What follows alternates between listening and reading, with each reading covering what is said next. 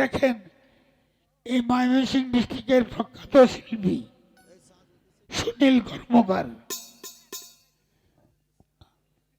আমি বলতে পারি যেহেতু আমার সাথী মানুষ,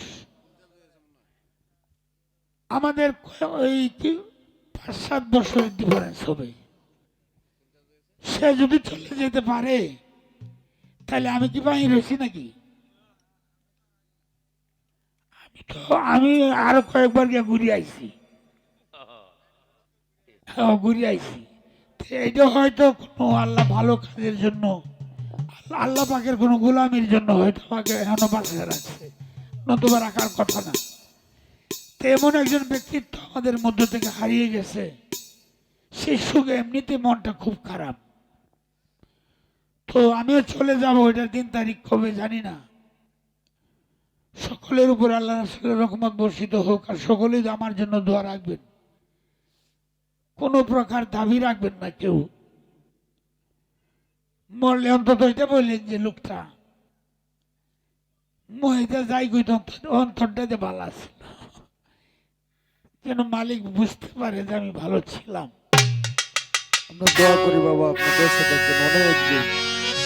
আর বুদয় হবে না রে দেখা, আর বোধহয় হইবে না রে দেখা, আর বুদয় হবে না দেখা, কোরআন পাকে কুন্দি যাইউ রে তোরা খেলতে, কাটা দেখা দে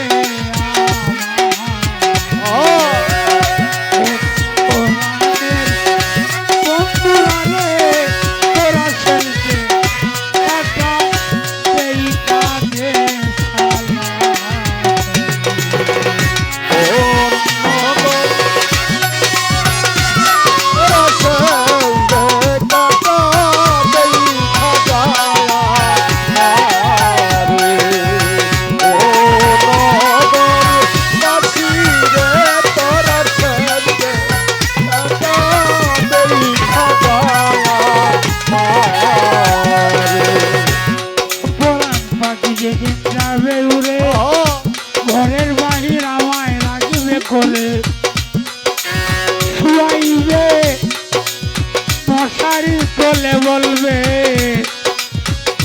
মরা লাশ ধোয়া।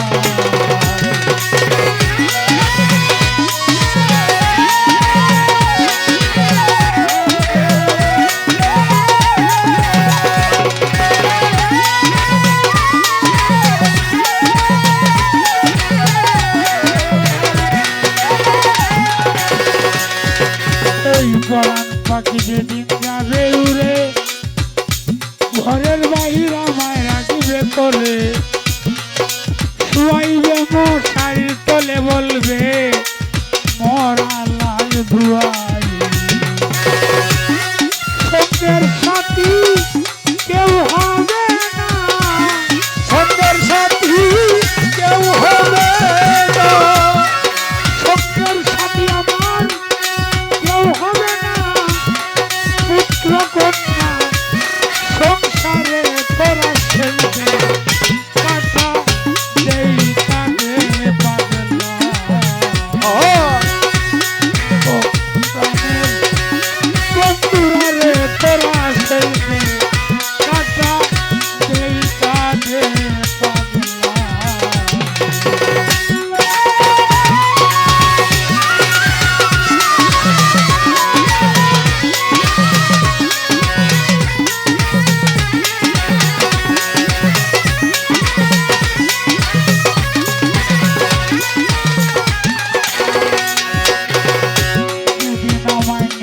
ছোট নাইয়র কেউ লইবে না কারো খবর,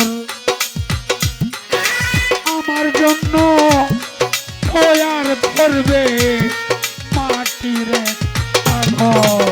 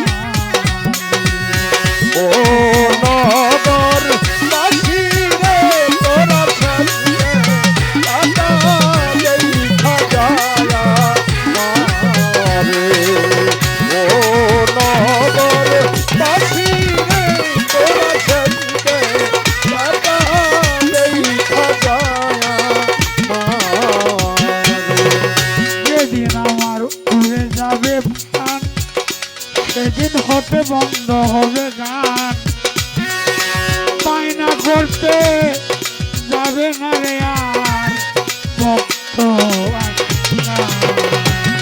যেদিন আমার বন্ধ হবে গান, বায়না করতে যাবে না